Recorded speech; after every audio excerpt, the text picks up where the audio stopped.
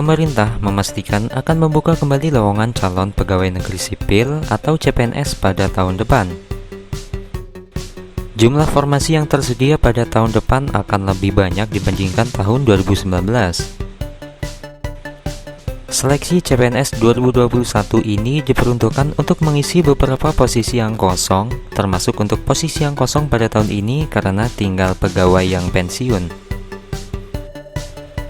Sebagai gambaran, pada tahun ini tidak dilaksanakannya seleksi CPNS. Alasannya karena adanya pandemi dan seleksi CPNS pada tahun ini belum rampung dan sempat tertunda prosesnya. Deputi Bidang Mutasi Kepegawaian Badan Kepegawaian Negara atau BKN Aris Windianto mengatakan dalam menetapkan formasi, salah satu yang akan diperhatikan adalah menghitung jumlah pegawai yang akan dan sudah pensiun.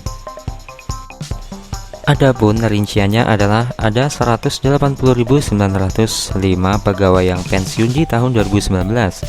Kemudian ada sekitar 144.571 pegawai yang pensiun pada tahun 2020.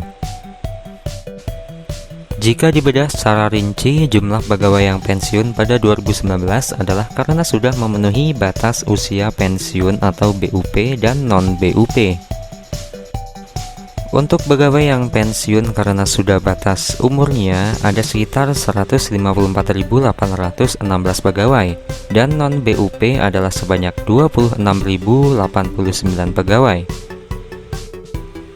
Sedangkan pada 2020 jumlah pegawai yang pensiun adalah sebanyak 124.896 pegawai dan pegawai yang pensiun karena non-BUP adalah sebanyak 19.675 pegawai.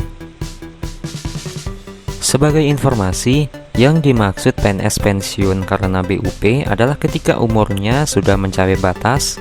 Biasanya BUP dari PNS sendiri beragam, dari mulai 56, 58, 60, 63, 65 hingga 70 tahun.